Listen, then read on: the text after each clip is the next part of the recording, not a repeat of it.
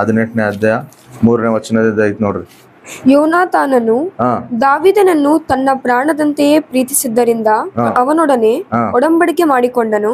ಇದಲ್ಲದೆ ಅವನು ತನ್ನ ಮೈಮೇಲಿದ್ದ ನಿಲುವಂಗಿಯನ್ನು, ತನ್ನ ಯುದ್ಧ ವಸ್ತ್ರಗಳನ್ನು, ಕತ್ತಿ, ಬಿಲ್ಲು, ನಡುಗಟ್ಟುಗಳನ್ನು ದಾವೀದನಿಗೆ ಕೊಟ್ಟನು. 4 ಕೊಟ್ಟನ: ನಿಲುವಂಗಿ, ಕತ್ತಿ, ಬಿಲ್ಲು, ನಡುಗಟ್ಟು. ಈ 4 ವಸ್ತುಗಳು ಯಾರಿಗೆ ಕೊಡ್ತಾನ? ದಾವೀದ ಕೊಡ್ತಾನ. ಇವೆಲ್ಲ ರಾಜನು ಹಾಕೋಬೇಕಾಗಿರೋವು, ರಾಜನ ಕೈಯಾಗಿರ್ಬೇಕಾಗಿರೋವು. ನಿಲುವಂಗಿ, ಕತ್ತಿ, ಬಿಲ್ಲು, ಆ ನಡುಗಟ್ಟು ಇವೆಲ್ಲ ಯಾರಿಗಿರ್ಬೇಕು? ರಾಜನಿಗಿರ್ಬೇಕು. ಅವೆಲ್ಲ ಯಾರು ತೆಗದವ? ಯೋನಾತಾನ ತೆಗದವ.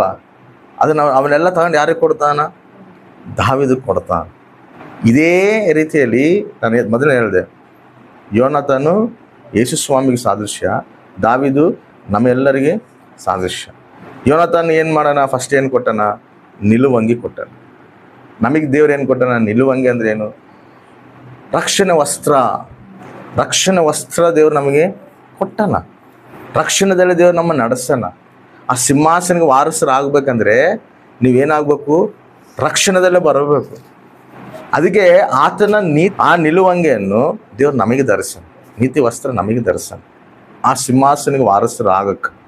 ನೋಡ್ರಿ, ಯೆಶಾಯ ಗ್ರಂಥವು 61ನೇ ಅಧ್ಯಾಯ 10ನೇ ವಚನ. ಪರಮಾನಂದ ಪಡುವೆನು, ನನ್ನ ಆತ್ಮವು ನನ್ನ ದೇವರಲ್ಲಿ ಹಿಗ್ಗುವುದು.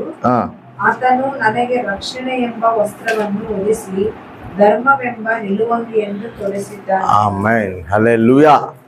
ರಕ್ಷಣೆ, ಧರ್ಮ, ನೀತಿ ವಸ್ತ್ರ. ಆ ನೀತಿ ವಸ್ತ್ರವು, ರಕ್ಷಣೆಯ ನೀತಿ ವಸ್ತ್ರವು ನಮ್ಮ ಮೇಲೆ ದೇವರು ಧರಿಸಿದನ್ನ, ನಿಲುವಂಗಿಯನ್ನು ತೊಡಗಿಸಿದ್ದಾನಲ್ಲ. ಅದಕ್ಕೆ ದೇವ್ರು ಏನು ಮಾಡೋಣ ಗೊತ್ತಾ? ಆ ಸಿಂಹಾಸನ ಎಕ್ಕಸಕ ದೇವರು ನಮಗೆ ಆ ಒಂದು ನೀತಿ ವಸ್ತ್ರನ ಧರಿಸಲು. ಅದೇ ರೀತಿಯಲ್ಲೇ ನೀನು ಆ ಸಿಂಹಾಸನ ಎಕ್ಕಬೇಕಂದ್ರೆ ದಾವೀದು ಈ ರಾಜ ವಸ್ತ್ರವು, ಈ ನಿಲುವಂಗಿ ನೀನು ಹಾಕಬೇಕಪ್ಪ ಅಂತೇಳಿ ಹೆಂಗ ಯೋನಾತಾನು ದಾವೀದು ಕೊಟ್ಟನೋ, ಹಂಗ ಯೇಸು ಸ್ವಾಮಿ ಕೂಡ ನಮಗೇನು ಮಾಡ್ತಾನಂದ್ರೆ, ನೀವು ನನ್ನ ಸಿಂಹಾಸನ ಎಕ್ಕಬೇಕಂದ್ರೆ, ನನ್ನ ಸಿಂಹಾಸನಿಗೆ ನೀವು ವಾರಸುದಾರ ಆಗಬೇಕಂದ್ರೆ ನೀವೇನು ಮಾಡ್ಬೇಕು ಗೊತ್ತಾ? ಈ ರಕ್ಷಣೆ ಅನ್ನೋ ನೀತಿ ವಸ್ತ್ರವು ನೀವು ಧರಿಸ್ಕೋಬೇಕಂತೇಳಿ ನಮ್ಗೆಲ್ಲರಿಗೆ ಆ ನೀತಿ ವಸ್ತ್ರವನ್ನು ಧರಿಸೋಣ ದೇವ್ರು. ಆಮೇನ್. ಆ ರಕ್ಷಣೆಯ ನೀತಿ ವಸ್ತ್ರನ ಧರಿಸೋಣ ದೇವ್ರು. ಇವಾಗ ನಾವೆಲ್ಲರೂ ಆತನ ನೀತಿ ವಸ್ತ್ರ ನಾವು ಧರಿಸ್ಕೊಂಡಿವಿ. ಇವಾಗ ನಾವು ಆ ಸಿಂಹಾಸನಿಗೆ ವಾರಸುದಾರರು ನಾವು. ಆಮೇನ್. ಅದೇ ರೀತಿಯಲ್ಲಿ ಈ ವಸ್ತ್ರ, ಈ ನಿಲುವಂಗಿ, ಈ ಕಂಬಳಿ ಇವೆಲ್ಲದಕ್ಕ ಆ ಪರಿಶುದ್ಧ ಆತ್ಮಗಳು ಸಾದೃಶ್ಯ ಬರ್ತದೆ. ಏಲಿಯ ಆರೋನನಾಗ ಓದ್ತಿರುವಾಗ ಎಲಿಷ ಬಂದು ಕೇಳ್ತಾನೆ. ಅವಾಗ ಕೇಳ್ತಾನೆ, ನಿನ್ಗೆ ಏನು ವರ ಬೇಕು ಕೇಳಿ ನಾನು ಕೊಡ್ತೀನಿ ಅಂತ ಹೇಳಿದಾಗ, ನನಗೇನು ಬೇಡ, ನಿನ್ನ ಮೇಲಿರೋ ಆತ್ಮ 2ರಷ್ಟು ನನಗೆ ಬೇಕಂತ ಹೇಳಿ ಕೇಳ್ತಾನೆ.